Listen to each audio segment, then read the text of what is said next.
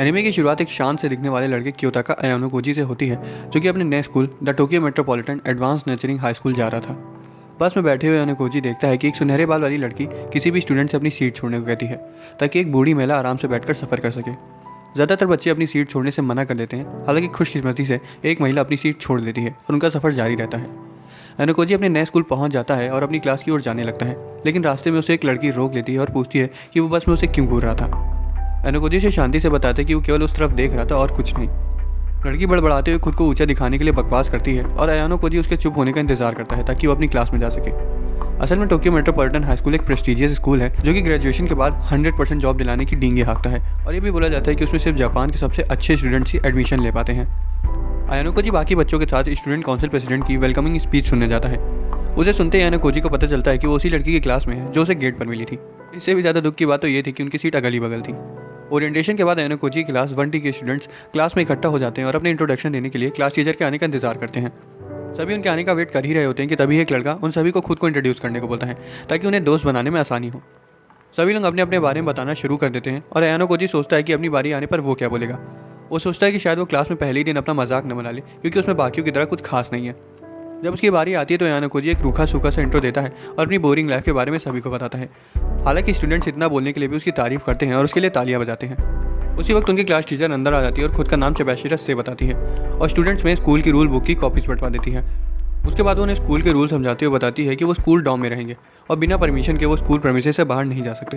हालांकि चिंता की कोई बात नहीं है, क्योंकि स्कूल में वो सभी चीज़ें मौजूद थी जो कि उनकी उम्र के बच्चों को आमतौर पर चाहिए होती हैं, जिसमें एंटरटेनमेंट के लिए सिनेमा और टहलने के लिए पार्क्स भी मौजूद हैं। आगे से स्टूडेंट्स को उन पैसों के बारे में बताती है जो वो स्कूल के अंदर खर्च करेंगे। हर स्टूडेंट को स्कूल के अंदर सामान खरीदने के लिए 1 लाख पॉइंट्स हर महीने दिए जाएंगे। क्लास के बाद अयानो कोजी कुछ ज़रूरत का सामान खरीदने के लिए कैंपस में मौजूद सुपरमार्केट जाता है। वहाँ वो पहले वाली उसी दबंग लड़की से मिलता है। अयानो कोजी उसका नाम पूछता है और वो बताती है कि वो होरिकिता सुजुमे है। वो देखता है कि इतने सारे पॉइंट्स होने के बावजूद होरिकिता सबसे सस्ते सामान खरीद रही है। उसे बातचीत करने की कोशिश करता है, लेकिन वो उसे इग्नोर करती रहती है, ये बोलते हुए कि उसे दोस्तों की कोई ज़रूरत नहीं है। तभी वो किसी को बहुत ज़ोर से चिल्लाते हुए सुनते हैं और जब वो देखने जाते हैं तो उन्हें पता चलता है कि वो उन्हीं की क्लास का लड़का सूडो है, जो कि अपने गुस्से के चलते क्लास C के बच्चों से झगड़ रहा था। अयानो कोजी झगड़े को रोक देता है और अपने रास्ते चला जाता है। कुछ दिनों बाद अयानो कोजी की क्लास के बच्चे ग्रुप बनाना शुरू कर देते हैं। तभी उसे एहसास होता है कि उसे दोस्त बनाने बिल्कुल भी नहीं आते। वो क्लास के बाहर टहलने जाता है तो वहाँ उसे वही सुनहरे बाल वाली लड़की कुशिदा मिलती है, जो कि उससे बात करना चाहती थी। उसे सुजुमे के बारे में पूछना चाहती थी क्योंकि वो होरिकिता को अपना दोस्त बनाने की कोशिश कर रही थी। क्लासेस जारी रहती है और से के साथ की आखिरी क्लास के बाद सुजुमे अयानो कोजी को बताती है कि से उन पर जरी सी भी सख्ती नहीं बरत रही है, क्योंकि उसके पढ़ाते वक्त स्टूडेंट्स पर ध्यान तक नहीं देते और इसके बावजूद वो उन्हें कुछ नहीं बोलती है। अयानो कोजी से साथ में कैफे चलने को बोलता है और सुजुमे उसकी बात मान लेती है। वहाँ पहुँचने पर वो एक खाली टेबल पर बैठ जाते हैं कि तभी कुशिदा अपनी सीट छोड़कर उनके पास सुजुमे से बात करने के लिए आ जाती है।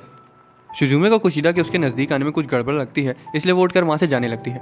कुशिदा उससे उसकी दोस्त बनने की विनती करती है, लेकिन होरिकिता साफ मना कर देती है और वहाँ से चली जाती है। डॉम वापस जाते वक्त अयानो कोजी को पता चलता है कि कुशिदा की दोस्ती दूसरे क्लास के बच्चों से भी है। वो पॉइंट सिस्टम के बारे में बातें करते हैं और ये भी कि हर महीने उन्हें कितने पॉइंट्स खर्च करने के लिए दिए जाते हैं। उस रात अयानो कोजी सोचता है कि उसके क्लासमेट्स ने अभी तक कितने सारे पॉइंट्स खर्च कर दिए होंगे। वो ये भी सोचता है कि उन्हें पॉइंट्स की कोई परवाह ही नहीं है। अगले दिन एक नए महीने की शुरुआत होती है, इसका मतलब उन्हें नए पॉइंट्स भी मिलेंगे। सही गलत से क्लास में आती है, स्टूडेंट से उसकी क्लास में ध्यान न देने का बदला लेती है। वो उन्हें बताती है कि स्कूल क्लास टीचर के रिमार्क से ही बच्चों को पॉइंट्स देता है। वो उन्हें यह भी बताती है कि उसने कोई भी रिमार्क नहीं दिया है, इसका मतलब उन्हें इस महीने एक भी पॉइंट नहीं मिलेगा। क्लास D के स्टूडेंट्स न्यूज़ सुनकर शॉक हो जाते हैं और मन हल्का करने के लिए पूल में नहाने चले जाते हैं। सुजुमे अयानो कोजी के पास जाकर बैठती है और वो दोनों कुशिदा के पॉम पॉम को घूरते हैं, जो कूदने की वजह से उछल रहे थे। होरिकिता अयानो कोजी से एस सिस्टम के बारे में बात करती है, जिससे स्टूडेंट की पढ़ाई को लेकर उनकी परफॉर्मेंस और एटीट्यूड के बेसिस पर उन्हें क्लास A से D तक डाला जाता है। एडमिशन के समय हर बच्चे को 100 पॉइंट दिए जाते हैं, जो उनकी हरकतों से ऊपर नीचे होते हैं। महीने के आखिर में उनकी क्लास D को उन्हीं की बेपरवाह हरकतों की वजह से 0 पॉइंट दिए गए हैं। उन्हें वो फिर से कमाने के लिए क्लास के सभी स्टूडेंट्स को टेस्ट और एग्जाम देने पड़ेंगे और स्कूल को ये दिखाना होगा कि वो उन पॉइंट्स के लायक हैं। अयानो कोजी उसे याद दिलाता है कि वो भी उन्हीं में से एक है और अगर उसे आगे निकलना है तो उसे सभी के साथ मिलकर काम करना पड़ेगा। होरिकिता अयानो कोजी के शरीर को देखती है और पूछती है कि क्या वो स्पोर्ट्स खेलता है, जिस पर वो मना कर देता है। तभी कुशिदा पूल से बाहर आ जाती है और सुजुमे से उसके साथ स्विम करने को कहती है, लेकिन सुजुमे फिर से मना करके वहाँ से चली जाती है। क्लास का रैप सभी को बुला लेता है और उनसे बोलता है कि अगर उन्हें और पॉइंट्स चाहिए तो सभी को साथ मिलकर काम करना पड़ेगा। सुजुमे पूल की दूसरी तरफ से खड़े होकर वो सब देख रही होती है। थोड़ी दूर पर स्टूडेंट काउंसिल का प्रेसिडेंट 2 क्लासेस के स्टूडेंट्स को 940 पॉइंट्स स्कोर करने के लिए बधाइयाँ देता है। फिजिकल पीरियड के बाद स्टूडेंट्स अपनी यूनिफॉर्म पहनकर दोबारा से क्लास में आ जाते हैं और सुजुमे अयानो कोजी को साथ में लंच करने के लिए बुलाती है। कैफेटेरिया में वो उसके लिए काफ़ी महंगा खाना मंगाती है और बताती है कि वो उनकी क्लास के कमज़ोर बच्चों के लिए एक स्टडी ग्रुप बनाना चाहती है ताकि वो आने वाले टेस्ट और एग्जाम्स को पास कर सके। एनाकोजी उन सब में उतना उलझना नहीं चाहता था, लेकिन मोरिगीता उसे बताती है कि अब उसके पास और कोई चारा भी नहीं है। वो उसे अपना नंबर देती है और फैसला लेने के लिए बोलकर वहाँ से चली जाती है। एनाकोजी क्लास के कुछ पढ़ाई में कमज़ोर बच्चों से स्टडी ग्रुप ज्वाइन करने को बोलता है, लेकिन वो सभी मना कर देते हैं। शाम को एनाकोजी कुशीदा के रूम में कॉल लगाता है और कुशीदा उससे पूछती है कि क्या दिक्कत है। एनाकोजी उसे उनके स्टडी ग्रुप की देख रेख करने को बोलता है, जो कि उन्होंने सूडो और बाकी कमज़ोर बच्चों के लिए बनाया है। एक अच्छी लड़की होने की वजह से वो उसकी बात मान जाती है और उसे अपना कॉन्टैक्ट नंबर दे देती है। कॉल के बाद उसे पता चलता है कि कुशीदा ने क्लास के 3 सबसे कमज़ोर बच्चों को मना भी लिया है। वो होरिगिता को कॉल करके पूछता है कि क्या वो कुशीदा को उन्हें पढ़ाने देगी, लेकिन वो साफ मना कर देती है। कुशीदा को इसके बारे में पता चल जाता है और वो कुछ करने का सोचती है। अगले दिन एनाकोजी, सुजुमे और कुशीदा उन तीनों कमज़ोर बच्चों से लाइब्रेरी में मिलते हैं। जैसा कि होना ही था, सुजुमे उन सभी को उनकी सच्चाई बता देती है जो उनसे सहन नहीं होती और वो वहाँ से उठकर चले जाते हैं। उनके जाने के बाद सुजुमे एनाकोजी और कुशीदा की मदद मांगने के लिए पछताती है। कुशीदा भी उठकर वहाँ से जाने लगती है और बोलती है कि वो कुछ करने की कोशिश करेगी। ये सुनकर शिजुमे को अपनी बेइज्जती महसूस होती है, इसलिए वो कुशीदा से उसके असली मकसद के बारे में पूछती है, जिस पर कुशीदा रोते हुए वहाँ से चली जाती है। एनाकोजी शांति से वहाँ बैठे बिना कुछ बोले सब कुछ ऑब्जर्व कर रहा होता है। उस रात कोजी कुछ लेने के लिए रूम से बाहर निकलता है और शिजुमे और स्टूडेंट काउंसिल के प्रेसिडेंट को बातें करते हुए पाता है।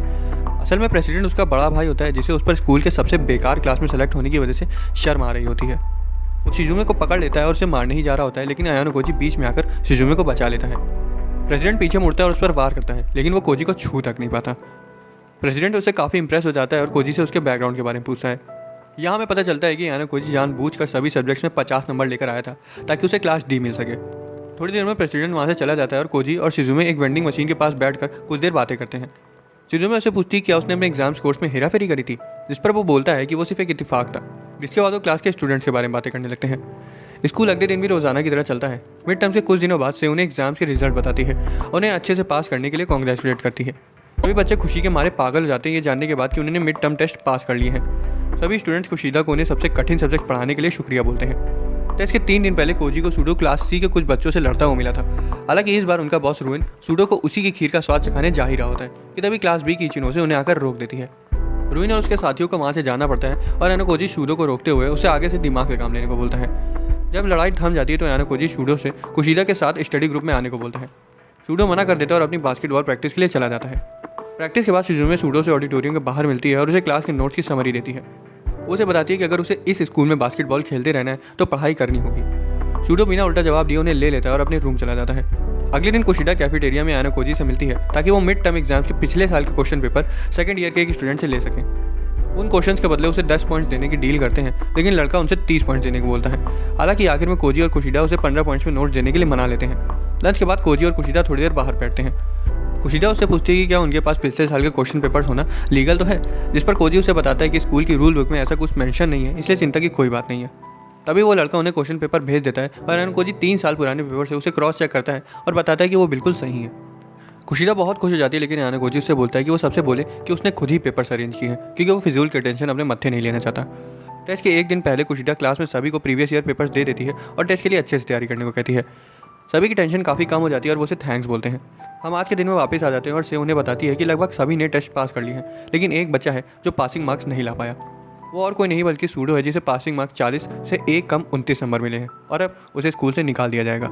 सभी स्टूडेंट्स से उसे किसी भी तरह बचाने को कहते हैं, लेकिन वो ऐसा करने से मना कर देती है और क्लास से चली जाती है। एनाकोजी छत तक उसके पीछे जाता है और उससे स्कूल रूल्स के बारे में बात करता है। से उसे साफ साफ बात करने को कहती है, इसलिए एनाकोजी सीधा उसे सूडो के स्कोर में एक और नंबर जोड़ने को बोलता है ताकि वो उनके साथ क्लास में रह सके। से हंसने लगती है और बोलती है कि ऐसा करना मुमकिन ही नहीं है। एनाकोजी से पूछता है कि ऐसा करने के लिए उसे कितने पॉइंट्स देने होंगे, क्योंकि शुरुआत में उसी ने बोला था कि स्कूल के अंदर वो उन पॉइंट से कुछ भी खरीद सकते हैं। से उसकी चतुराई से हैरान हो जाती है और बोलती है कि उसे 1 लाख पॉइंट्स देने होंगे। कोजी के पास इतने पॉइंट्स तो नहीं होते, इसलिए वो कोई और तरकीब के बारे में सोचता है, लेकिन तभी खुशकिस्मती से सुजुमे वहाँ आ जाती है और एनाकोजी के साथ मिलकर खुद के आधे पॉइंट्स देने को बोलती है। से मुस्कुराती है क्योंकि उसे पता चल चुका था कि उसके पास उनकी डील मानने के सिवाय और कोई चारा नहीं है। शाम को क्लास के बाद कोजी सुजुमे से उसकी मदद करने के लिए थैंक्स बोलता है। हालांकि वो बोलती है कि उसने वो सिर्फ अपने फ़ायदे के लिए किया था। एनाकोजी से बोलता है कि उसे पता है कि वो जानबूझकर कम मार्क्स लाई ताकि कमज़ोर बच्चों को लेफ्ट आउट फील ना हो। सुजुमे ये सब जोर से बोलने के लिए उस पर चिल्लाने लगती है। कुछ घंटों बाद सारे स्टडी ग्रुप वाले स्टूडेंट्स एनाकोजी के रूम में सूडो की वापसी को सेलिब्रेट करने के लिए इकट्ठा होते हैं। वो एनाकोजी से पूछते हैं कि उसने से को कैसे समझाया, जिस पर वो बोलता है कि उसने कुछ नहीं किया और सारा किया दराज सुजुमे का है। पार्टी के बाद कुशीदा साफ सफाई करने के लिए वहीं रुकती है। जाने से पहले कुशीदा कोजी से पूछती है क्या उसे सुजुमे पसंद है, जिस पर वो बोलता है कि वो सिर्फ उसकी बगल की सीट में बैठने वाली एक लड़की के सिवाय और कुछ नहीं है। कुशिदा शुक्रिया बोलकर वहाँ से चली जाती है। वो ज़्यादा दूर जा पाती उससे पहले कोजी देखता है कि वो अपना फ़ोन धोखे से वहीं भूल गई है। वो उसे वापस करने के लिए उसके रूम तक जाता है, लेकिन वो उसे वहाँ नहीं मिलती। वो बाहर जाता है तो उसे किसी की ज़ोर से चिल्लाने की आवाज़ें आती है। तभी वो कुशिदा को रेलिंग पर तेज़ी से लाते मारते हुए सुजुमे को गालियाँ देते हुए सुनता है। कुशिदा समझ जाती है कि वहाँ कोई मौजूद है, इसलिए आनाकोजी खुद ही बाहर आ जाता है। उसे देखते ही कुशिदा का चेहरा पूरी तरह से बदल जाता है और उसे देखने से लग रहा था कि वो कोजी को कच्चा चबा जाएगी। वो उससे पूछती है क्या उसने उसे वो सब करते हुए देख लिया, लेकिन कोजी उसे बताता है कि उसने कुछ नहीं देखा। ये जानते हुए कि वो उसे झूठ बोल रहा है, कुशिदा उसे धमकाती हुई बोलती है कि अगर उसने किसी को भी इसके बारे में बताया तो उस पर रेप चार्जेस लगाकर उसका पूरा करियर खत्म कर देगी। आनाकोजी से वादा करता है कि वो उसके बारे में किसी को नहीं बताएगा और कुशिदा फिर से प्यारी होने का ढोंग करने लगती है। मेरे हिसाब से तो कोजी ने उस वक्त बिल्कुल सही काम किया। दोस्तों, अगर आपके साथ कोई लड़की ऐसा करे तो आप क्या करेंगे, कमेंट्स में लिखकर ज़रूर बताना। अगले दिन क्लास बी की टीचर उन्हें उनके पॉइंट्स के बारे में बताती है। इस दौरान आनाकोजी कुशिदा और शिजुमे के साथ एलिवेटर में आ जाता है। कुशिदा को कल रात के बाद शिजुमे से इतना नॉर्मली बात करते हुए देखकर कोजी हैरान हो जाता है। शिजुमे बीच में चली जाती है और कुशिदा उसके ऐसे बर्ताव से नाराज़ हो जाती है। तभी चिनोसे उन्हें ढूंढ लेती है और पूछती है कि क्या उनकी क्लास को उनके पॉइंट्स के बारे में बता दिया गया है। और उनके चेहरे को देखकर ये साफ था कि उन्हें उसके बारे में भनक तक नहीं है। क्लास में से स्टूडेंट्स को बताती है कि कुछ क्लासेस के पॉइंट्स को बताने में स्कूल को थोड़ी देरी हो रही है, इसलिए उन्हें अपने पॉइंट जानने के लिए थोड़ा इंतजार करना होगा। इचिनोसे आनाकोजी से क्लास के बाद थोड़ी देर मिलने के लिए भी बोलती है। वो कैंपस में एक सुनसान जगह पर मिलते हैं। इचिनोसे सीधा टॉपिक पर आते हुए आनाकोजी से उसका बॉयफ्रेंड बनने का दिखावा करने को कहती है। वो उसे बताती है कि उसे उसके लॉकर में एक लव लेटर मिला था और वो लिखने वाले का दिल नहीं दुखाना चाहती है, इसलिए आनाकोजी सिर्फ 1 या 2 हफ्तों के लिए उसका बॉयफ्रेंड बन जाए तो लेटर लिखने वाला समझ जाएगा और शायद उसका पीछा करना भी छोड़ देगा। कोजी उससे बोलता है कि उसे उस नौटंकी में कोई दिलचस्पी नहीं है और उसे अगले को साफ साफ बता देना चाहिए कि वो उसके लिए कैसा फील करती है। तभी शिगोरो, जिस लड़की ने इचिनोसे को लेटर लिखा था, वहाँ आ जाती है और कोजी उन दोनों को अकेले में बात करने देने के लिए वहाँ से चला जाता है। बाद में शिगोरो रोते हुए वहाँ से भाग जाती है क्योंकि इचिनोसे ने उसे रिजेक्ट कर दिया था। इचिनोसे मुस्कुराते हुए वहाँ से बाहर आती है और उसकी मदद करने के लिए आनाकोजी को शुक्रिया बोलती है।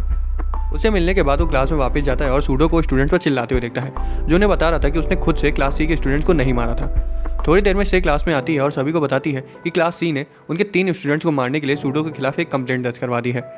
सूडो उन्हें बताता है कि उसने ऐसा सेल्फ डिफेंस में किया था, लेकिन कोई भी उसकी बात को नहीं मानता।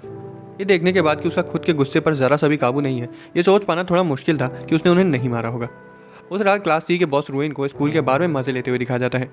इनके स्कूल में खाली बार है, मेरे में तो स्ट्रिप क्लब था। तभी उसका एक गुंडा जख्मी हालत में उसके पास सूडो के साथ हुई लड़ाई के बारे में उसे बताने आता है। उसको संभालने के बजाय रुइन अपने बाउंसर से उसे और पिटवा देता है ताकि वो पूरी तरह से एक विक्टिम लगे। अगले दिन सुजुमे आनाकोजी से पूछती है कि वो क्या सोचता है कि उन्हें जब सूडो को बाहर निकालने का मौका मिला था तब उन्होंने उसे बचाकर गलती करी। कोजी उसे बताता है कि अगर वो निकल भी जाता तो उससे उनकी क्लास का कुछ भला नहीं होता, क्योंकि क्लास रैंक में ऊपर जाना एक टीम वर्क का काम है जिसमें सभी का अपना अपना रोल होता है। तभी क्लास का रैप सूडो को निर्दोष साबित करने के लिए सभी की मदद मांगता है। सभी लोग यहाँ तक कि कोजी भी उसकी मदद करने के लिए राजी हो जाता है, लेकिन सुजुमे अपना जवाब देने से मना कर देती है और वहाँ से चली जाती है। कुशिदा आनाकोजी से मिलती है और 2 स्टूडेंट्स के साथ उसकी मीटिंग फिक्स करवाती है। उस शाम इचिनोसे भी वहाँ आ जाती है और कोजी और उसके क्लासमेट की मदद करने को ऑफर करती है। आनाकोजी उसकी मदद लेने से साफ इनकार कर देता है क्योंकि हो सकता है कि इसके पीछे उसका कोई छिपा हुआ मकसद हो। हालांकि इचिनोसे उसे बताती है कि वो खाली उसकी मदद करना चाहती थी और कुछ नहीं। अगले दिन सभी लोग इंसिडेंट की तहकीकात करने में जुट जाते हैं। एक समय पर इचिनोसे को एक टेक्स्ट मैसेज आता है जिसमें लिखा होता है कि उन्हें आगे क्या करना चाहिए, जैसे कि वो उनकी मदद करना चाह रहा हो। इचिनोसे उनकी मदद करने के लिए उसे पॉइंट्स देना चाहती थी, लेकिन उसकी आइडेंटिटी ना पता होने की वजह से वो ऐसा नहीं कर पाती। आनाकोजी उसकी मदद करता है और उसे पता चलता है कि उसके पास 1 लाख की जगह 26 लाख पॉइंट्स हैं। उस शाम सभी लोग अपनी अपनी रिपोर्ट दिखाने के लिए कोजी के रूम में मिलते हैं। शिजुमे भी थोड़ी देर में वहाँ आ जाती है और बताती है कि वो उनकी क्लास की लड़की साकुरा थी जिसने इचिनोसे को टेक्स्ट भेजा था, क्योंकि लड़ाई होते वक्त वो वहाँ मौजूद थी। तभी साकुरा को अंधेरे कमरे में बैठे हुए दिखाया जाता है जिसे कुशिदा का कॉल आता है, हालांकि वो उसका कॉल नहीं उठाती। शिजुमे उसके बारे में ज़्यादा सोचने से मना कर देती है क्योंकि उसकी गवाही उतनी मैटर नहीं रखेगी। उस शायद कुशिदा कोजी से उस मामले के बारे में बात करने के लिए मिलती है। वो कैंपस में घूमते हैं और आनाकोजी पहले उससे क्राइम और बाकी चीज़ों के बारे में पूछता है। कुशिदा उससे पूछती है कि क्या वो सुजुमे के बारे में सच में सब कुछ जानता है, जिस पर वो बोलता है कि किसी के बारे में सब कुछ जान पाना नामुमकिन है। कुशिदा उससे कुछ पूछने ही जा रही थी, लेकिन बीच में ही रुक जाती है और वहाँ से चली जाती है। अगले दिन कुशिदा साकुरा से मिलती है और उसे उस लड़ाई के बारे में पूछती है। साकुरा कुछ ना करने के लिए उसे माफ़ी मांगते हुए फ़ौरन वहाँ से भागने की कोशिश करती है। असल में वो इन सब में नहीं फंसना चाहती थी क्योंकि उसे डर था कि इससे उसकी सीक्रेट चीज़ें सभी के सामने आ जाएंगी। आनाकोजी साकुरा को कुशिदा से भागते हुए देखता है और सोचता है कि वो सभी से ऐसा क्या छिपाने की कोशिश कर रही होगी। वो सोचता है कि शायद वो एक वेबकैम गर्ल होगी, लेकिन वो अभी ये दावे के साथ नहीं बोल सकता था। बाद में साकुरा कोजी और कुशिदा से कैंपस के मॉल में मिलती है। वो वहाँ अपना कैमरा सही करवाने आई थी जो कुशिदा से भागते वक्त टूट गया था। दुकान वाला अजीब आदमी उसका कैमरा ढंग से चेक करता है और बताता है कि वो भी वारंटी पीरियड में है, इसलिए उसे ठीक किया जा सकता है। कैमरा चेक करते वक्त वो ठगियों वाले बर्ताव करने लगता है और साकुरा का फ़ोन नंबर और कॉन्टैक्ट डिटेल्स मांगता है। साकुरा को उस आदमी से डर लगने लगता है और ये साफ था कि वो उस फॉर्म में अपनी कॉन्टैक्ट डिटेल्स नहीं भरना चाहती थी। लेकिन तभी आनाकोजी उसमें अपनी इन्फॉर्मेशन फिल कर देता है और कैमरा ठीक हो जाने के बाद उसे कॉन्टैक्ट करने को बोलता है। बाद में वो एक टेबल पर जाकर बैठते हैं जहाँ साकुरा कोजी को उसकी मदद करने के लिए शुक्रिया बोलती है। कुशिदा साकुरा को कोजी के साथ अकेला छोड़कर कुछ देर के लिए बाथरूम चली जाती है। साकुरा कोजी से उसकी राय लेती है कि क्या उसे गवाही देनी चाहिए या नहीं। कोजी से बोलता है कि उसे जो सही लगे उसे वही करना चाहिए। वो उसे ये भी बोलता है कि उसे इस पर ज़्यादा नहीं सोचना चाहिए और किसी और के लिए नहीं बल्कि खुद के खातिर गवाही देनी चाहिए। खैर कुशिदा वापस आ जाती है और कोजी से उसे रात मिलने को बोलती है। जब वो डेढ़ नहलने के बाद मिलते हैं तब कुशिदा साकुरा की सीक्रेट लाइफ के बारे में उसे बताती है। कोजी का शक बिल्कुल सही निकला क्योंकि साकुरा सच में एक वेबकैम गर्ल थी। उसका चश्मा स्कूल में उसकी असली आइडेंटिटी छिपाने के लिए है। वो लोग बात कर ही रहे होते कि कुशिदा को साकुरा का मैसेज आता है कि वो गवाही देगी। अगले दिन होरिगिता कोजी से बोलती है कि वो कुशिदा के साथ कुछ ज़्यादा ही घूम रहा है और उसे इग्नोर कर रहा है। मुझे लग रहा है कि यहाँ सुजुमे को कुशिदा से थोड़ी जलन होने लगी है। शाम को क्लास 1D और C के चुने हुए बच्चों को स्टूडेंट काउंसिल बोर्ड के सामने बुलाया जाता है जहाँ पर प्रेसिडेंट उस केस का फैसला सुनाएगा। कोजी भी कुशिदा, सुजुमे और सूडो के साथ वहाँ पर आया होता है। क्लास C के रिप्रेजेंटेटिव भी वहाँ मौजूद होते हैं। केस की डिटेल्स पढ़ते वक्त बीच में ही सूडो खड़ा हो जाता है और बोलता है कि क्लास C के बच्चों ने लड़ाई शुरू करी थी। जब सुजुमे की बोलने की बारी आती है तब कोजी देखता है कि अपने भाई के वहाँ होने के डर की वजह से वो सुध-बुध खो चुकी है। कोजी उसकी कमर पर चुटकी काटता है ताकि उसे होश आ जाए और उसे सूडो और उनकी क्लास की खातिर बोलने को कहता है। जब वो अपने होशावास में वापस आ जाती है तो वो क्लास C के स्टूडेंट से पूछताछ करती है। उनसे सवाल पर सवाल पूछती जाती है और बोलते हैं कि इस बात का कोई दुख ही नहीं बनता कि लड़ाई में एक लड़का बिना किसी खरोच के 3 लड़कों को पीट डाले। लड़के कुछ भी बोलने से साफ इनकार कर देते हैं, इसलिए सुजुमे अपनी विटनेस साकुरा को गवाही देने के लिए वहाँ बुलाती है। साकुरा वहाँ आती है और सभी को बताती है कि उस दिन असल में क्या हुआ था। क्लास करे बोलता है कि वो उन्हें सिर्फ कही सुनी बातें बता रही है। तभी साकुरा बोलती है कि उसके पास सबूत भी मौजूद हैं। प्रेसिडेंट उससे वो ड्राइव ले लेता है और प्रोजेक्टर पर चला देता है। वहाँ वो उसकी बिकिनी में फ़ोटोज़ देखते हैं, लेकिन तभी स्क्रॉल करते करते उन्हें एक फ़ोटो मिलती है जिसे देखने से साफ था कि वो तीनों लड़के सूडो को धमका रहे थे। वो देखने के बाद उनका रैप पनिशमेंट के तौर पर दोनों क्लास के स्टूडेंट की सस्पेंशन की मांग करता है। वो इस पर सुजुमे की राय मांगता है, लेकिन वो सच के सिवाय और कुछ नहीं सुनना चाहती थी। उसके बाद वो अपने भाई से उसका फैसला सुनाने को बोलती है। आखिर में प्रेसिडेंट बोलता है कि उसने सुनवाई अगले दिन शाम 4 बजे तक के लिए रोक दी है। मीटिंग के बाद साकुरा देरी से आने के लिए कोजी से माफ़ी मांगती है। कोजी से बोलता है कि उसे खुद से आगे आने के लिए खुद पर गर्व होना चाहिए। तभी प्रेसिडेंट रूम से बाहर आता है और कोजी और साकुरा से बात करता है। वो उससे पूछता है कि क्या वो सच में साबित कर सकता है कि लड़के निर्दोष नहीं हैं। कोजी बोलता है कि हाँ वो कर सकता है और वो करेगा। उसके बाद साकुरा अपने बारे में कुछ बताना शुरू करती है। वो एक अकेली और डिप्रेस लड़की है और उसे लगता है कि उसकी सीक्रेट जॉब से उसे कुछ फर्क नहीं पड़ेगा। लेकिन एक दिन उसी के एक फैन से उसे एक गंदा सा टेक्स्ट मैसेज आता है, जिसके अगले ही दिन उसे अपने लॉकर में उसे खुद की फ़ोटोज़ मिलती हैं। दूसरी तरफ कोजी और सुजुमे अपने अगले कदम के बारे में बातें करते हैं। कोजी बोलता है कि अगर जिम में कैमरास लगे होते तो वो फुटेज को चेक करके ही सूडो को बचा लेते। हालांकि तभी उन्हें एक शानदार प्लान सूझता है जिसे वो बाद में अंजाम देंगे। इस बीच कोजी साकुरा को क्लास में अकेले बैठे हुए देखता है और उसे सूडो की तरफ से गवाही देने के लिए थैंक्स बोलता है और इसके बदले उसे बचाने का वादा करता है। साकुरा भी उसे थैंक्स बोलती है और अपने बारे में कुछ और चीज़ें बताना शुरू करती है। खैर तभी कोजी को शिजुमे का टेक्स्ट आता है कि उसने लड़कों को ईमेल भेज दिया है, जिस वजह से कोजी को वहाँ से जाना पड़ता है। असल में होरिगिता ने क्लास C के लड़कों को कुशिदा के फ़ोन से मैसेज किया था ताकि वो उसे सच माने। वहाँ पहुँचने पर लड़कों को कोजी वहाँ पहले से खड़ा मिलता है। एक लड़का वहाँ से जाने लगता है, लेकिन सुजुमे उन्हें रोक लेती है और बोलती है कि उन्हें कोजी की बात सुननी चाहिए। और जब वो लोग वहाँ से जाने ही वाले थे तभी कोजी उन्हें वो कैमरा दिखाता है जो उन्होंने कुछ समय पहले ही लगाया था। चूँकि लड़कों को नहीं पता था कि वो कब लगाया गया है, उन्हें ये यकीन हो जाता है कि उनकी सारी करतूतें कैमरे में रिकॉर्ड हो चुकी होंगी। कोड बनाने लगते हैं और कोजी उन्हें शांत कराता है। वो उनसे इस तरह की बातें करता है जिससे उन्हें डर लगना शुरू हो जाता है। लड़के कंफ्यूज हो जाते हैं ये सोच करके अब उन्हें क्या करना चाहिए, क्योंकि अगर स्कूल को पता चल गया कि वो झूठ बोले थे तो उन्हें पक्का स्कूल से निकाल दिया जाएगा। इससे बचने का सिर्फ एक ही तरीका था जो कि खुद कोजी और सुजुमे उन्हें बताते हैं कि उन्हें अपनी कंप्लेंट वापस ले लेनी चाहिए और ये दिखाना चाहिए कि वो लड़ाई कभी हुई नहीं थी। एक लड़का रोइन को कॉल करने के लिए अपना फ़ोन निकाल लेता है, लेकिन सुजुमे उससे उसका फ़ोन छीन लेती है। तो जैसा कि उन्होंने सोचा था वो मंदबुद्धि अपनी कंप्लेंट वापस ले लेते हैं। हमें दिखाया जाता है कि उस शाम एक आदमी एक सुनसान गली तक साकुरा का पीछा करता है। दूसरी तरफ कोजी चिनोसे से मिलता है और उसे क्लास C के खिलाफ उनकी जीत के बारे में बताता है। तभी से साकुरा से एक इमरजेंसी कॉल आती है। साकुरा को उसे कॉल किए कुछ पल ही बीते थे कि तभी पीछे से वही आदमी आकर साकुरा को दीवार की तरफ ले जाता है। वो उसकी हर बात मानने को कहता है और अगर वो ऐसा नहीं करेगी तो उसकी सारी फोटोज़ लीक कर देगा। उसके बाद वो साकुरा की शर्ट खोलना शुरू कर देता है, लेकिन तभी कोजी वहाँ जाता है और ऐसा करते हुए उसकी फ़ोटो खींच लेता है। असल में वो आदमी वही दुकान वाला बंदा था जिसने साकुरा का कैमरा ठीक किया था। अब उसकी ज़िंदगी तो बर्बाद हो ही चुकी थी और कोजी उससे वादा करता है कि वो उसकी ज़िंदगी को नर्क से भी बदतर बना देगा। थोड़ी देर में पुलिस वहाँ आ जाती है और उसे गिरफ्तार कर लेती है। साकुरा उस आदमी से बोलती है कि उसने कभी भी उस आदमी को अपना फ़ैन माना ही नहीं था। उसके जाने के बाद कोजी साकुरा को बताता है कि उसने उसे कैसे ढूंढा। उसे ये भी बोलता है कि उसे अपना सिर उठा कर जीना चाहिए और उसे खुद पर गर्व होना चाहिए, फिर चाहे वो एक वेबकैम गर्ल क्यों ना हो। साकुरा शर्माने लगती है और खड़ी हो जाती है। स्कूल के दूसरी तरफ से सुजुमे से पूछती है कि उन्होंने क्लास C को अपनी कंप्लेंट वापस लेने के लिए कैसे मजबूर किया। सुजुमे फिर से पगला जाती है और बड़बड़ाती हुई बकवास करने लगती है। से उसे सिर्फ एक सलाह देती है कि देरी होने से पहले वो कोजी के बारे में जितना पता लगा सके उतना पता लगा ले, क्योंकि उसमें कुछ ऐसी सीक्रेट स्किल है जो उसे पूरे स्कूल में सबसे अलग बनाती है। शाम में कोजी को रास्ते में प्रेसिडेंट मिलता है, जो केस में उसके एक्शन से इतना ज़्यादा इंप्रेस हो जाता है कि वो उसे सेक्रेटरी की पोजीशन तक ऑफर कर देता है। हालांकि कोजी पोजीशन को ठुकरा देता है, ये बोलते हुए कि उसे और ड्रामे में कोई दिलचस्पी नहीं है। इस बीच रूइन लड़कों को अपनी कंप्लेंट वापस लेने के लिए सबक सिखाता है। उसके बाद वो आगे बढ़ जाता है और क्लास ए के कुछ स्टूडेंट से मिलता है। वो उनसे वादा करता है कि वो उन्हें भी बाकियों के साथ मसल देगा। शाम को कोजी सुजुमे से मिलता है, जो उस पर जाली सबूत लगाने का इल्ज़ाम लगाने लगती है, जिस वजह से क्लास सी के स्टूडेंट्स से अपनी कंप्लेन वापस ले ली। दोस्तों, किसी ने लाइट नॉवल पढ़ी हो तो बताना कि ये सुजुमे बचपन में सिर के बल गिर गई थी क्या। खैर कोजी उसकी बेतुकी बातों पर ध्यान नहीं देता और वहाँ से जाने लगता है, लेकिन सुजुमे उसका हाथ पकड़कर उसे रोक लेती है और पूछती है कि वो असल में कौन है। तभी कोजी को अपनी पहली जिंदगी की हल्की सी झलक दिखाई देती है, जो कि बिल्कुल भी अच्छी नहीं थी। वो सीधा सुजुमे की आंखों में देखता है और आगे से कभी भी उसकी निजी जिंदगी के बारे में सवाल ना करने को बोलता है। कुछ हफ्तों बाद स्टूडेंट उस टर्म के फाइनल एग्जाम खत्म कर चुके थे और अब उनकी छुट्टियां चल रही हैं। एक सुबह सुजुमे उठकर दिन की शुरुआत के लिए तैयार हो जाती है। उस सुबह से कुछ दिनों पहले क्लास डी के कुछ ठरकी लड़के एक किनारे इकट्ठा होकर लड़कियों के चेंजिंग रूम में ताकाझाकी करने का प्लान बनाते हैं। हम आज के दिन में वापस आ जाते हैं और सुजुमे अपना स्विम सूट पैक करके पूल की ओर जाने लगती है।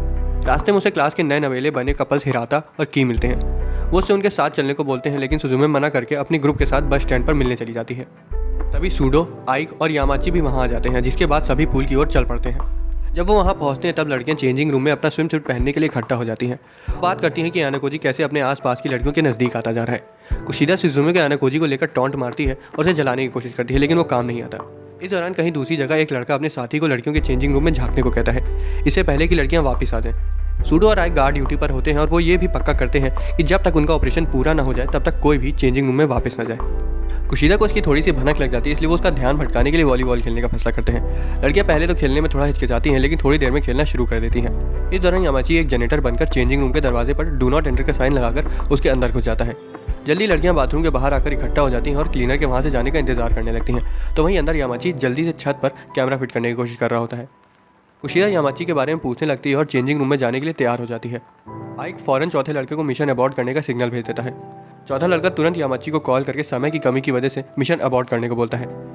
कुछ ही समय बाद यामाची दौड़ते हुए वॉलीबॉल कोर्ट की तरफ आ जाता है और तभी आइक पेट में दर्द होने का बहाना बनाने लगता है ताकि वो बाथरूम जाकर यामाची का अधूरा काम पूरा कर सके। रूइन और उसके गुंडे बाथरूम के बगल से गुजरते हैं और डू नॉट एंटर का साइन बोर्ड देखकर रुक जाते हैं। चौथा लड़का फौरन सूडो को सिग्नल देते हुए आइक की मदद करने को कहता है, जिसके बाद सूडो दौड़कर बाथरूम की ओर चला जाता है और रूइन के पास पहुंचकर उसे बाथरूम में घुसने से रोकने की कोशिश करने लगता है। उन दोनों के बीच मामला गरमाने लगता है कि तभी क्लास ए की क्वीन आरिसु सकायानागी बीच में आकर मामला ठंडा कर देती है। तभी प्रेसिडेंट भी वहां आ जाता है और ये पक्का करता है कि उसकी देखरेख में कोई भी लड़ाई झगड़ा ना करे। इस दौरान आइक पकड़े जाने के खौफ से सहम जाता है और मिशन को छोड़ने के बारे में सोचने लगता है, लेकिन चौथा लड़का उसके दिमाग में थोड़ी बुद्धि भरता है और बोलता है कि इतने घंटों की मेहनत के बाद वो इस मिशन को अधूरा नहीं छोड़ सकते हैं। आइक का जोश दोबारा से जाग जाता है और वो फिर से काम पर जुट जाता है। कोजी चौथे लड़कों को सिग्नल देते हुए देख लेता है, इसलिए वो सुजुमे से सभी स्टूडेंट को क्लास डी को टॉप पर ले जाने के बारे में भाषण देने को कहता है। उसकी स्पीच से सभी का ध्यान बढ़ जाता है और तब तक आइक अपना काम खत्म कर लेता है। वो सभी कैमरास को इंस्टॉल करके चेंजिंग रूम से बाहर आ जाता है। जब सुजुमे अपनी स्पीच खत्म कर लेती है तो वो चेंजिंग रूम में चुपके से जाकर सभी कैमरास को हटा देती है, जिसके बाद वो पूल के पास आकर कोजी से मिलती है। कोजी को भी थोड़ी सी मस्ती सूझती है, इसलिए वो सुजुमे को धक्का देकर पूल में फेंक देता है। जल्दी सभी पूल में आ जाते हैं और खूब मजे करते हैं। उस रात सुजुमे सभी के साथ वाली फोटो को अपने पास रखकर सोती है। कोजी से के पास जाता है, जो इकरस और उसके पिता का प्ले देख रही थी। असल में स्कूल ने सभी स्टूडेंट्स के वैकेशन के लिए एक क्रूज बुक किया था ताकि वो अपनी छुट्टियों का पूरा लुत्फ उठा सके। कोजी को वो प्ले इतना बेकार लगता है कि वो उसे टैक्स देने वालों के पैसों की बर्बादी बताता है। वो सीधा मुद्दे पर आती है और बोलती है कि एक आदमी उनके स्कूल में उसे निकलवाने के लिए आया था और हालांकि उसने कुछ गलत काम नहीं किया है, इसलिए उसे चिंता करने की कोई ज़रूरत नहीं है। ये पता चलता है कि से के दिमाग में कुछ अलग ही खिचड़ी पक रही थी, क्योंकि उसकी क्लास टीचर होने के नाते वो जब चाहे कोजी को निकाल सकती थी, फिर चाहे उसने कुछ गलत किया हो या नहीं, लेकिन उसने ऐसा नहीं किया। वो उससे एक डील करती है कि उसे उसको ना निकलवाने के बदले उनकी क्लास को क्लास ए बनाना होगा। पहली बार कोजी अपना आपा खो देता है और उसका कॉलर पकड़कर उसे धमकाते हुए धोखा ना देने को बोलता है। हालांकि से बोलती है कि उसकी बात मानने के सिवाय उसके पास और कोई चारा ही नहीं है, जिसके बाद कोजी को ना चाहते हुए भी उसकी बात माननी पड़ती है। अगले दिन सभी स्टूडेंट मजे करने के लिए क्रूज से बाहर आ जाते हैं। उनकी बोट एस्परांजा में लगभग सभी तरह के लग्जरी आइटम्स मौजूद थे। आइक, सूडो और यामाची कोजी के साथ जाकर बैठते हैं और आइक आखिरकार कुशिदा से डेट पर चलने के लिए पूछने का फैसला कर लेता है। वो कुशिदा के पास डेट पर चलने के लिए पूछने जाता है, लेकिन बदकिस्मती से उसके सामने आते ही उसका दिमाग घूम जाता है और धोखे से वो उससे कोई और सवाल पूछ लेता है। आइक ही अकेला नहीं है, मेरे हिसाब से तो अपने क्रश के सामने सभी की बोलती बंद हो जाती है। आइक को देखकर सूडो के अंदर का भी जोश जाग जाता है और वो भी सुजुमे से डेट पर चलने के लिए पूछने का फैसला करता है। वो कोजी से सुजुमे के बारे में जानकारी देने को बोलता है और उस पर अमल करने का फैसला करता है। बाद में शाम को चारों लड़के क्रूज के एक लग्जरी रेस्टोरेंट में जाते हैं। वहाँ का खाली मेन्यू देखकर सूडो और बाकी सबका दिमाग घूम जाता है और वो वेटर को बुलाने लगते हैं। तभी क्लास ए का एक स्टूडेंट सूडो और उनका मजाक उड़ाने लगता है, जिसे सुनकर सूडो गुस्सा आ जाता है और उसका कॉलर पकड़ लेता है। वहाँ मौजूद स्टूडेंट सूडो के अपने गुस्से पर ना कंट्रोल कर पाने के बारे में बातें करने लगते हैं और उन्हें वहाँ से जाना पड़ता है। एनोकोजी अपने कमरे में आराम करने चला जाता है और से के साथ हुई डील के बारे में सोचने लगता है कि तभी हिराता दरवाज़ा खटखटाता है और एनोकोजी से उसके साथ घूमने को कहता है, लेकिन कोजी उसके साथ घूमने से मना कर देता है। हिराता उससे पूछता है कि क्या वो सुजुमे के साथ उसकी बातचीत करवा सकता है। एनोकोजी कुछ बोल पाता उससे पहले ही हिराता को उसकी गर्लफ्रेंड का कॉल आ जाता है और वो वहाँ से चला जाता है। शिप के दूसरी तरफ क्लास डी का सबसे मस्कुलर, एरोगेंट और ओवर कॉन्फिडेंट स्टूडेंट कोएंजी अपना गीला शरीर लेकर पूरी शिप में सिर्फ चड्डी में घूमता है। बटलर उससे अपना शरीर पोंछने को कहता है, लेकिन अपनी ही धुन में मस्त कोएंजी उसकी एक नहीं सुनता और हर जगह खिचौनन फैला देता है। कुछ घंटों बाद सुजुमे एनोकोजी से मिलती है और उन्हें लग्जरी क्रूज में घुमाने के स्कूल के असली मकसद के बारे में बात करती है। वो बात कर ही रहे होते हैं कि तभी रुइन वहाँ जाता है और सुजुमे को चिढ़ाने लगता है। तभी रुइन की एक्स इबुकी वहाँ आ जाती है और उसके साथ रुइन के बेकार बर्ताव की वजह से उसका सामना करती है। रुइन वहाँ भी उसकी बेइज्जती करना शुरू कर देता है और गुस्से में आकर इबुकी उसे मुक्का मार देती है। हालांकि रुइन का बाउंसर एल्बर्ट बीच में आकर उसको उठाकर फेंक देता है और अपने मास्टर के साथ वहाँ से चला जाता है। क्लास ए की क्वीन को इजूमी नाम की लड़की से एक रिपोर्ट मिलती है जिसके लिए वो उसे शुक्रिया बोलती है और अगला इंस्ट्रक्शन मिलने तक रुकने को कहती है। उस रात साकुरा प्रैक्टिस कर रही होती है कि वो एनोकोजी से डेट पर चलने के लिए कैसे पूछेगी कि तभी अचानक से कोजी उसके पीछे आ जाता है और बोलता है कि अगर उसे कभी भी उसकी मदद की ज़रूरत हो तो वो बिना हिचकिचाए उससे बोल सकती है। साकुरा उसका हाथ पकड़ लेती है और मुस्कुराती है। तभी कुशीदा वहाँ आ जाती है और उसे देखकर साकुरा वहाँ से भाग जाती है। एनोकोजी भी खुद को उससे बात करने से रोक लेता है और वहाँ से जाने लगता है। हालांकि वो ज़्यादा दूर जा पाता उससे पहले ही कुशीदा उसे पीछे से पकड़ लेती है और अपने असली रूप में आकर उससे पूछती है कि वो उससे बात क्यों नहीं करना चाहता है। एनोकोजी उससे फिर भी इग्नोर कर देता है और तंग आकर कुशीदा खुद ही वहाँ से चली जाती है। अगले दिन स्टूडेंट्स को डेक पर आइलैंड को देखने के लिए बुलाया जाता है जहाँ उन्हें ले जाया जा रहा है। कुछ बहुत स्टूडेंट को समझ आ चुका था कि उनका समर वेकेशन अब खत्म होने वाला है। सभी स्टूडेंट्स आइलैंड को देखने के लिए बाहर आ जाते हैं। जल्दी स्टूडेंट्स को एक जगह असेंबल करवा दिया जाता है और अगला इंस्ट्रक्शन मिलने तक वहीं रुकने को कहा जाता है। थोड़ी देर बाद से स्टूडेंट्स को उस एक हफ्ते के टेस्ट के बारे में बताती है जो स्कूल ने खास फर्स्ट ईयर के स्टूडेंट्स के लिए डिज़ाइन किया है। सभी स्टूडेंट्स दंग रह जाते हैं क्योंकि उन्हें इसकी भनक तक नहीं लग पाई थी।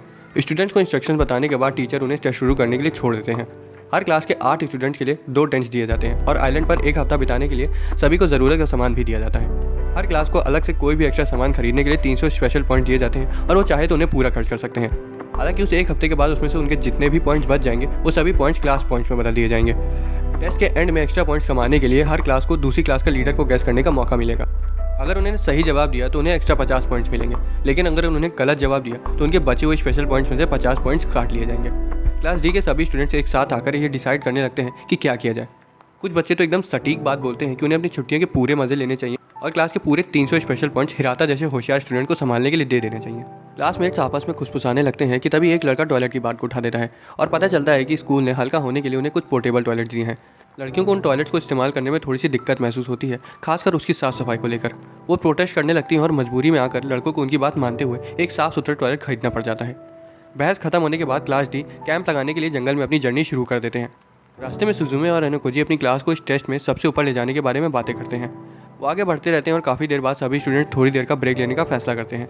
हिराता आखिरकार टॉयलेट खरीदने वाले मुद्दे को उठा देता है और बोलता है कि उन्हें लड़कियों के लिए साफ़ सुथरा टॉयलेट खरीद लेना चाहिए ताकि वो उनके साथ आराम से काम कर सकें। अपना फैसला सुनाने के बाद वो स्टूडेंट्स को एक कैंपिंग स्पॉट खोजने के लिए वॉलंटियर करने को कहता है। कुछ स्टूडेंट जिसमें कोएंजी और एनोकोजी भी शामिल थे जगह ढूंढने के लिए राजी हो जाते हैं और हिराता उन्हें टीम्स में बांट देता है। कोएंजी, एनोकोजी और साकुरा एक साथ जाते हैं और कोएंजी एक बंदर की तरह छलांग लगाते हुए पेड़ों के जरिए काफ़ी दूर चला जाता है, जिस वजह से कोजी और साकुरा पीछे रह जाते हैं। 100-200 मीटर चलने के बाद एनोकोजी और साकुरा को एक गुफा दिखाई देती है और एनोकोजी को तुरंत से कहे हुए वो शब्द याद आ देते हैं कि अगर उन्होंने आइलैंड पर लकी स्पॉट्स को खोज लिया तो उन्हें बोनस पॉइंट्स मिल जाएंगे जो आखिर में जाकर उनके क्लास पॉइंट्स में जुड़ जाएंगे। तभी क्लास ए का लीडर कात्सुरागी और उसका एक साथी गुफा से बाहर निकल कर आते हैं। वो लोग आइलैंड के बारे में डिस्कस कर रहे होते हैं और एनोकोजी साकुरा का मुंह दबाकर झाड़ियों में छिप जाता है ताकि वो लोग पकड़े ना जाए। कात्सुरागी को किसी के वहाँ मौजूद होने की भनक लग जाती है और वो फ़ौरन चेक करने जाता है, लेकिन वहाँ उसे कोई नहीं मिलता। एनोकोजी साकुरा को छोड़ देता है और गुफा की तहकीकात करने चला जाता है। वहाँ वो देखता है कि उस गुफा पर कात्सुरागी ने पहले ही अपना हक जमा लिया है। वो सभी लोगों के पास वापस आ जाते हैं और पाते हैं कि सूडो और आइक ने नदी के किनारे कैंप लगाने के लिए एक बेहतरीन जगह ढूंढ निकाली है। पहले तो स्टूडेंट्स का वहाँ कैंप लगाने का मन नहीं करता, लेकिन और कोई चारा ना होने की वजह से वो उसी जगह को क्लेम कर लेते हैं। वो सिजुमे को अपनी लीडर बना देते हैं और उसे उस जगह को क्लेम करने को कहते हैं। सिजुमे को लीडर का की कार्ड मिल जाता है और वो उस जगह को क्लेम कर लेती है। सभी स्टूडेंट्स टेंट लगाना शुरू कर देते हैं। सिजुमे कोई भी काम नहीं करती और टेंट लगते ही चुपचाप अपने टेंट में घुस जाती है। उस शाम क्लास का एक लड़का एनोकोजी के पास आता है और उससे साकुरा से डेट के लिए पूछने की टिप्स मांगने लगता है। जल्द ही वो लड़का, कोजी और साकुरा जंगल में घूमने चले जाते हैं। रास्ते में उन्हें क्लास सी की इबुकी जख्मी हालत में मिलती है जिसे उसकी क्लास वालों ने निकाल फेंका था। वो लड़का और साकुरा उसे अपने कैंप में लेने को बोलते हैं और वो ना चाहते हुए उनकी बात मान जाती है। बाद में आइक कैंप फायर लगा देता है और लड़कियां जंगल से ताज़े फल ले आती हैं। सभी आग जलाने के लिए आइक के नारे लगाते हैं और खाना खाना शुरू कर देते हैं। आइक लड़कियों से टॉयलेट वाले इशू पर उनका साथ ना देने के लिए उनसे माफ़ी मांगता है। कुछ देर बाद हिराता सभी को समझाता है कि उन्हें पूरे हफ्ते पॉइंट्स को कैसे खर्च करना है ताकि टेस्ट एंड होने के बाद भी उनके हाथ में 120 पॉइंट्स बचे रहें। कुछ घंटों बाद कुशीदा और क्लास के दूसरे बच्चे वूकी से बात करने जाते हैं, जिसके कुछ ही पलों बाद स्टूडेंट्स को पता चलता है कि कोएंजी बीमार होने का बहाना बनाकर शिप पर वापस लौट गया है। ये उनकी क्लास के लिए एक बुरी खबर साबित हो सकती है, क्योंकि टीचर्स एक लड़के की गलती की वजह से उन पर पेनल्टी लगा सकती हैं। एक फ्लैशबैक में छोटे यानाकोजी को दिखाया जाता है, जो कि एक सफ़ेद कमरे में दूसरे बच्चों के साथ बैठकर कैलकुलस के कठिन सवाल लगा रहा था। एक सुपरवाइजर उसके पास आता है और उससे बोलता है कि सिर्फ बेवकूफ़ी लोग होते हैं जो हाथ में पावर होने के बावजूद उसका इस्तेमाल नहीं करते। हमें अभी के समय में वापस ले आया जाता है और आज टेस्ट का दूसरा दिन है। कुछ लड़के और लड़कियां ताज़े फल और मछलियां पकड़ लाते हैं। हिराता सभी स्टूडेंट्स को उनका काम बताकर राशन को सभी में बराबरी से बांट देता है। बाद में यानाकोजी और सुजुमे जंगल में गश्त लगाने जाते हैं और सुजुमे यानाकोजी को उसके साथ उसके रिकॉन मिशन में मदद करता हुआ देखकर हैरान हो जाती है। यानाकोजी बोलता है कि उसे रोइन और उसके गुंडों से उसे बचाना है, इसलिए वो उसके साथ आया है। कुछ दूर जाने के बाद दोनों चिनोसे से मिलते हैं, जो उन्हें अपनी क्लास की कैंपिंग साइट पर ले जाती है। यानाकोजी और सुजुमे उनकी साफ सफाई से काम करने के तरीके की तारीफ करते हैं। थोड़ी देर में वो वहाँ से चले जाते हैं और क्लास ए के एक स्टूडेंट को एक गुफा की रखवाली करते हुए पाते हैं। यानाकोजी सुजुमे से उस लड़के को चुनौती देने को बोलता है ताकि वो उनकी गुफा में घुस सके। काचुरागी, जो कि गुफा के अंदर ही था, वहाँ हो रहे हंगामे की वजह से बाहर आ जाता है। उनकी दलीलों को सुनने के बाद उन्हें अंदर घुसने की इजाज़त दे देता है, लेकिन उनके अंदर जाने से पहले उनको धमकाता है कि अगर उन्होंने उनके कैंप को ढूंढ लिया तो उनके लिए दिक्कत पैदा हो सकती है। यानाकोजी और सुजुमे फिजूल की सिरदर्दी नहीं चाहते थे, इसलिए वो वहाँ से जाने का फैसला करते हैं। अपने अगले स्टॉप पर उन्हें क्लास सी का कैंपिंग स्पॉट मिलता है, जहाँ उनका लीडर रोइन मौजूद होता है। वो उसके पास जाते हैं और खेल कूद में सभी पॉइंट्स उड़ा देने की वजह से उसको कन्फ्रंट करते हैं। रोइन उनसे साफ बोल देता है कि उन्हें दूसरों के धंधे में टांग नहीं अड़ानी चाहिए और खुद पर ध्यान देना चाहिए। सुजुमे उससे पूछती है कि उन्होंने वूकी को उस हालत में जंगल में अकेला क्यों छोड़ दिया था। रोइन उससे बोलता है कि उसी ने उसको पीट कर वहाँ छोड़ा था। उन्हें यह भी बताता है कि उनके पास खोने के लिए कुछ नहीं है, क्योंकि उन्होंने अपने सभी पॉइंट्स उड़ा दिए हैं। थोड़ी देर बाद सुजुमे यानाकोजी के साथ वहाँ से चली जाती है। रास्ते में यानाकोजी सुजुमे को बताता है कि रोइन की 0 पॉइंट स्ट्रेटजी असल में काफ़ी अच्छी है, क्योंकि उससे वो छुट्टियों के पूरे मजे उठा रहे हैं। तीसरे दिन की शुरुआत में भोर के समय कोई क्लास डी के एक टेंट में चोरी चुपके घुस जाता है और की के बैग से कुछ चुरा लेता है। कुछ घंटों बाद सभी उठ जाते हैं और दिन बिताने के लिए फ्रेश हो जाते हैं। चौथे दिन कोजी और साकुरा जंगल की खूबसूरती देखने जाते हैं। वो क्लास सी के कैंपिंग स्पॉट पर पहुंचते हैं और पाते हैं कि क्लास सी का हर एक मेंबर वहां से जा चुका है। वहां उन्हें चिनोसे और क्लास बी के कुछ और स्टूडेंट्स मिलते हैं, जो कि उसी कैंपिंग स्पॉट के बारे में जानकारी इकट्ठा कर रहे थे। यानाकोजी चिनोसे से काचुरागी के बारे में कुछ जानकारी मांगता है। चिनोसे उसे बताती है कि काचुरागी क्लास ए की क्वीन साकायानागी से बिल्कुल उल्टा एक रूढ़िवादी सोच का आदमी है। उस शाम क्लास डी के सभी स्टूडेंट्स आग के पास बैठकर इस बारे में चर्चा कर रहे होते हैं कि क्लास सी के स्टूडेंट्स ने टेस्ट बीच में ही क्यों छोड़ दिया होगा। वो यहीं तक सोच पाते हैं कि हो सकता है कि वो टेस्ट से थक गए होंगे, इसलिए उन्होंने क्विट कर दिया। सूडो इबुकी के पास जाता है और क्लास सी के बारे में उसे कुछ सवाल करता है। इबुकी गुस्सा आ जाती है और सूडो की बेइज्जती करके वहाँ से चली जाती है। टेस्ट के 5वें दिन लड़कियां पाती हैं कि के की अंडरवियर चोरी हो चुकी है और इसके लिए वो लड़कों को दोषी ठहराती हैं। वो सभी लड़कों को बाहर बुलाती हैं और हिराता से मुजरिम को ढूंढने के लिए कहती हैं। जल्दी सारे लड़के अपने बैग्स को चेक करवाने के लिए एक लाइन बना लेते हैं। बारी आने से पहले आइक अपना बैग चेक करता है और हैरानी से उसे अंडरवियर वहीं मिलती है। ऐसा लग रहा था कि जिसने भी चोरी करी है उसने आइक को दोषी ठहराने के लिए उसके बैग में अंडरवियर डाल दी है। कुछ ना सोच पाने की वजह से वो यानाकोजी को अंडरवियर थमा देता है और अपना बैग चेक करवाने के लिए फ़ौरन वापस लौट जाता है। कोजी को पता था कि किसी ने तो आइक के बैग में अंडरवियर रखी है और वो सोचता है कि वो कौन हो सकता है। हिराता सभी को अच्छे से चेक कर लेता है और उसे कुछ नहीं मिलता। लड़कियों को फिर भी उस पर विश्वास नहीं होता, इसलिए वो लड़कों को पूरी तरह से चेक करने को बोलती हैं। यानाकोजी थोड़ा सा घबरा जाता है, क्योंकि उसने अंडरवियर अपनी पॉकेट में रखी थी। जब हिराता उसकी जेब चेक करता है तो उसे उसमें कुछ सॉफ्ट सा महसूस होता है।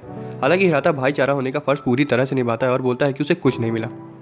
बाद में शाम को कोजी उससे पूछता है कि उसने सभी को उसके बारे में क्यों नहीं बताया, जिस पर वो बोलता है कि उसे पता है कि वो ऐसी हरकत कर ही नहीं सकता। वो उसे अंडरवियर ले लेता है और खुद पर ब्लेम लेने का फैसला करता है। जाने से पहले वो यानाकोजी से असली मुजरिम को ढूंढने को बोलता है ताकि उसका बलिदान खारिज न जाए। उस दिन के बाद लड़कियां अपना टेंट लड़कों से अलग करने की मांग करती हैं। वो हिराता को उनका टेंट हटवाने में मदद करने के लिए चुनती हैं, लेकिन सुजुमे आगे आकर उनसे एक और भरोसे वाले लड़के यानाकोजी को जोड़ने को कहती हैं। ये पक्का करने के लिए कि टेंट शिफ्ट करते वक्त हिराता कोई अंडरवियर न चुरा ले। यानाकोजी और हिराता काम में जुट जाते हैं। काम करते करते बीच में एक लड़की हिराता को बुला लेती है। यानाकोजी काम करता रहता है और शाम तक सभी टेंट्स लगा देता है। काम खत्म करते ही वूकी उसके पास आती है और पूछती है कि क्या उसे उस पर भरोसा है, क्योंकि बाकी सब लोग तो उसे असल मुजरिम मान ही चुके हैं। हैरानी से कोजी उसे बताता है कि उसे उस पर पूरा भरोसा है, जिसे सुनकर इबुकी दंग रह जाती है और कोजी को थैंक्स बोलकर वहाँ से चली जाती है। काम खत्म करने के बाद यानाकोजी उस जगह पर वापस जाता है जहाँ पहले इबुकी उन्हें मिली थी। उसे वहाँ पर कुछ संदिग्ध सामान मिलता है और वो कैंप पर वापस आ जाता है। 2 घंटे बाद सुजुमे यानाकोजी के पास आती है और उसे घुमा फिराकर अपने बदले हुए बर्ताव के बारे में बात करने लगती है। यानाकोजी उसकी बकबक को स्किप कर देता है और सीधा बता देता है कि उसे पता है कि वो बीमार है। वो खड़ा हो जाता है और सुजुमे के माथे पर अपना हाथ रखता है। सुजुमे अपनी बीमारी छिपाने की कोशिश करती है, लेकिन उसके शरीर की हालत सब कुछ साफ बता देती है। टेस्ट के 5वें दिन आइक, यानाकोजी और सुजुमे खाना इकट्ठा करने के लिए सुबह जल्दी उठ जाते हैं।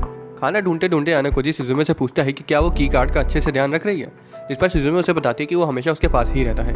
आनाकोजी उससे कार्ड बाहर निकालने को कहता है ताकि वो उसे एक बार देख सके। शिजुमे उससे पूछती है कि क्या की कार्ड को देखना उसके लिए सेफ होगा, इस पर वो बोलता है कि वो उस पर भरोसा कर सकती है।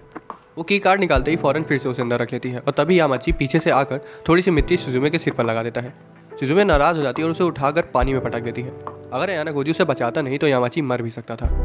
कुछ घंटों बाद शिजुमे नदी में झरने के नीचे लगभग बिना कपड़ों के नहाती है। नहाने के बाद वो कपड़े पहन लेती है और कैंप पर वापस आ जाती है।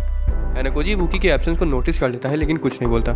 शिजुमे उसे कहीं प्राइवेट में मिलने के लिए बोलती है और आनाकोजी जंगल में उसके पीछे चलता जाता है। वहाँ पहुँचने पर शिजुमे उसे यह दुखद खबर सुनाती है कि की कार्ड चोरी हो चुका है। आनाकोजी शांत रहता है और उसे इस बात को चोर के ना मिलने तक छिपा कर रखने को कहता है। शिजुमे को की और इबुकी पर शक होता है। आनाकोजी इस बात की पुष्टि करता है कि की निर्दोष है और इबुकी का सामना करने के अपने प्लान के बारे में बात करता है। बात खत्म होने के बाद शिजुमे उसको कुछ देर के लिए अकेला छोड़ने को बोलती है ताकि वो अपने किए पर पछता सके। कुछ ही मिनट्स बाद उसे कहीं से आग लगने की बू आने लगती है और जब वो दौड़कर पता करने जाती है तो उसे पता चलता है कि कैंप में आग लग चुकी है। आग बुझने के बाद सभी लोग घबराने लगते हैं और एक दूसरे को दोषी ठहराने लगते हैं। आनाकोजी लड़ाई झगड़े से दूर रहता है और शांति से खड़े होकर ये सब कुछ देख रहा होता है। कुशिदा इबुकी को ढूंढने जाती है लेकिन वो उसे कहीं नहीं मिलती, जिसका एक ही मतलब हो सकता है कि वो वहाँ से भाग रही है। सूडो गुस्सा आ जाता है और आइक के साथ उसको पकड़ने के लिए तैयार हो जाता है। वो हिराता के ऑर्डर्स का वेट करता है लेकिन हिराता ये सब सुनने के बाद सुध-बुध खो चुका था, इसलिए आनाकोजी उसे होश में लाता है और वो सभी को उनके टास्क बताता है। शिजुमे उसका पीछा करती है और वो उसे कैंप से काफ़ी दूर मिलती है। वो उसे रोक कर उस पर की कार्ड चुराने का इल्ज़ाम लगाती है और इबुकी की कार्ड वापस देने से साफ मना कर देती है। वो शिजुमे को कांपते हुए देखती है और उस पर हमला कर देती है। शिजुमे उसके हमले से बचने की पूरी कोशिश करती है, हालांकि कमजोरी होने की वजह से वो ज़्यादा देर तक टिक नहीं पाती और इबुकी उसे ज़मीन पर पटक कर वहाँ से भाग जाती है। उसे बेहोश करने के बाद इबुकी अपने बैग के पास जाती है और उसमें से अपना रेडियो निकालकर कात्सुरागी को बताती है कि उसने अपना मिशन पूरा कर लिया है। शिजुमे को कुछ घंटे बाद होश आता है और उसके बगल में आनाकोजी बैठा होता है। वो इबुकी के साथ की अपनी लड़ाई के बारे में कोजी को बताती है और खुद को कोसने लगती है। आनाकोजी से टेस्ट छोड़ने के लिए कहता है ताकि वो आराम कर सके। शिजुमे रोने लगती है और सभी चीज़ों के लिए खुद को दोष देने लगती है। आनाकोजी से पूछता है कि वो क्लास ए में जाने के लिए इतना ज़्यादा फोकस्ड क्यों है। शिजुमे से बताती है कि वो चाहती है कि उसका बड़ा भाई उसकी काबिलियत को पहचाने। उस रात आनाकोजी शिजुमे को गोद में उठाकर उनकी टीचर के कैंप में ले जाता है। वहाँ वो से शिजुमे की देखभाल करने को कहता है लेकिन से उसे बताती है कि इसके लिए उसे टेस्ट छोड़ना पड़ेगा। आनाकोजी बोलता है कि इसमें कोई दिक्कत वाली बात नहीं है। सभी को की कार्ड चोरी होने और शिजुमे की इलनेस की खबर पता चल जाती है। आनाकोजी हिराता को बताता है कि इबुकी ने की कार्ड चुराया था। अब उनके पास सब कुछ ठीक करने के लिए थोड़ा ही समय बचा हुआ था, नहीं तो वो किसी भी क्लास को अपना मुंह दिखाने लायक नहीं बचेंगे। अगले और टेस्ट के आखिरी दिन सभी लोग अपना सामान पैक कर लेते हैं और कैंप साइट छोड़ देते हैं। हर क्लास को एक नोट दिया जाता है जिसमें उन्हें दूसरी क्लास के लीडर का नाम गेस करना होगा। क्लास डी के कैंप पे आनाकोजी दूसरे क्लास के लीडर्स को गेस करता है और नोट सबमिट कर देता है। बाद में टीचर सभी स्टूडेंट्स को असेंबल करवाते हैं और टेस्ट को ऑफिशियली एंड कर देते हैं। तभी झाड़ियों में से रुइन पूरी तरह से लस्त पस्त निकल कर आता है। असल में रुइन पूरे टेस्ट के दौरान जंगल में ही छिपा हुआ था। कात्सुरागी उनकी मदद करने के लिए उसे शुक्रिया बोलता है और लगभग 500 पॉइंट्स उसे वापस कर देता है। पहले दिन ही कात्सुरागी ने रुइन से मिलकर एक डील कर ली थी जिसमें उसे टेस्ट के एंड होने के बाद उसे कुछ एक्स्ट्रा पॉइंट्स देगा। उसको बस अपने जासूस को दूसरी क्लास में भेजकर उनके की कार्ड चुराने थे ताकि उनके लीडर्स के नाम एकदम सही गेस कर पाएं और फ्री में मिलने वाले 50 पॉइंट अपने नाम कर सकें। उसने पक्का किया था कि उसके क्लास के सभी स्टूडेंट्स अपने सभी पॉइंट्स उड़ा दें और टेस्ट को एक साथ बीच में ही छोड़कर चले जाएं ताकि वो जंगल में जाकर अपने जासूसों का इंतजार करे और उसे वो सारी जानकारी मिल जाए जो उसे चाहिए थी। उसका प्लान एकदम सही तरीके से काम करता है और सभी अपने दिए हुए आंसर्स में बहुत कॉन्फिडेंट फील कर रहे होते हैं। वो पल आ जाता है जिसका हम सब बेसब्री से इंतजार कर रहे थे। टीचर फाइनल रिजल्ट की अनाउंसमेंट करना शुरू कर देते हैं। 0 पॉइंट के साथ आखिरी प्लेस क्लास सी को मिलती है, जिसके बाद क्लास ए 120 पॉइंट के साथ थर्ड आती है और दूसरी प्लेस क्लास बी को 140 पॉइंट के साथ मिलती है। हैरानी से क्लास डी सभी को पीछे छोड़ते हुए 225 पॉइंट के साथ सबसे आगे निकल जाती है। सभी लोग ये सुनकर सदमे में आ जाते हैं और सोचने लगते हैं कि उनसे कहाँ गलती हो गई। उनके सेलिब्रेशन के बाद स्टूडेंट्स को शिप पर वापस बुला लिया जाता है। शिजुमे आनाकोजी से बात करने के लिए दौड़कर उससे मिलने आती है। दूसरी तरफ साकानागी का एक लड़का हाशिमोटो कात्सुरागी के हार पर उसे गिरी हुई नज़रों से घूरने लगता है। कहीं और क्लास बी के कुछ स्टूडेंट्स आनाकोजी की क्लास में जाने के बारे में सोचने लगते हैं, खासकर इचिनो से। वहीं दूसरी तरफ इबुकी रुइन से अपनी हार के लिए उससे माफ़ी मांगती है। अब आनाकोजी शिजुमे को टेस्ट के एंड में अंजाम दिए अपने मास्टर प्लान के बारे में बताता है। आनाकोजी को शुरुआत से पता था कि इबुकी एक जासूस है, इसलिए उसे जानबूझकर उसे अपना कार्ड दिखाने को कहा, ये जानते हुए कि इबुकी उन्हें देख रही होगी जिससे उसके लिए चोरी करना और भी आसान हो जाए। सभी कुछ उसके प्लान के मुताबिक चल रहा था क्योंकि इबुकी ने कार्ड चुरा लिया था, जिसके बाद आनाकोजी ने कैंप में आग लगा दी ताकि वो वहाँ से आसानी से भाग जाए और वो की कार्ड अपने लीडर को दिखा दे। वो बताता है कि उसने जानबूझकर शिजुमे की तबीयत खराब होने दी क्योंकि रूल्स के हिसाब से क्लास का लीडर तब तक नहीं बदला जा सकता जब तक कोई सीरियस रीज़न न दिया जाए। इसी वजह से उसने एंड में उसे हटाकर खुद को लीडर बना लिया। दूसरी क्लासेस को अच्छे से देखने के बाद उसे पल भर में पता चल गया था कि उनके लीडर्स कौन होंगे। शिजुमे उससे इंप्रेस हो जाती है और पूछती है कि उसने उनकी क्लास की अचानक से मदद क्यों की, और तभी क्लास डी के सभी स्टूडेंट शिजुमे के पास आकर टेस्ट जिताने के लिए उसे शुक्रिया बोलने लगते हैं। कुशिदा कोजी के पास आती है और बोलती है कि उसे शिजुमे से नफरत है। उसके बाद वो उसे पूछती है कि वो उसमें या सिजुमे से किसको चुनेगा। यानाकोजी किसी को नहीं चुनता और तभी उसे से का मैसेज आता है जो उसे थिएटर में मिलने के लिए बुलाती है। वहाँ पहुँचने पर से कोजी के इंटेलिजेंस और प्लानिंग की तारीफ करती है। यानाकोजी उसे उस आदमी के बारे में पूछता है जो उसे निकलवाने आया था। से उसे बताती कि उसके बारे में सब कुछ जानती है, लेकिन फिलहाल के लिए उससे अपना काम करने को कहकर वो वहाँ से चली जाती है। दूसरी तरफ इबुकी को पता चलता है कि डील के मुताबिक रूइन को हर महीने कुछ 1000 पॉइंट्स मिलेंगे और ऐसा लग रहा था कि वो यही चाहता था। रात में सिजुमे यानाकोजी के पास जाती है और उस पर अपने काम का क्रेडिट उसको देने का इल्ज़ाम लगाने लगती है। यानाकोजी उसे बताता है कि वो बदल रही है और आगे बढ़ने के लिए उसे अपनी तरफ कुछ साथी चाहिए होंगे। सिजुमे इस बात का भी इल्ज़ाम उसी पर लगाती है और शर्माते हुए इतनी सारी मदद के लिए उसे शुक्रिया बोलकर यानाकोजी को अपना पहला साथी बना लेती है। दूसरी तरफ यानाकोजी के दिमाग में उसे पता था कि वो सिजुमे, हिराता, कुशिदा या किसी भी और स्टूडेंट को अपना साथी नहीं मानता है। वो उन्हें खाली अपना टूल मानता है जिनके इस्तेमाल से वो इस दुनिया में जीत सकता है जहाँ जीत नहीं सब कुछ है। दोस्तों, अगर आपको एक्सप्लेनेशन पसंद आया तो वीडियो को लाइक और चैनल को सब्सक्राइब कर लेना। मिलते हैं अगले वीडियो में।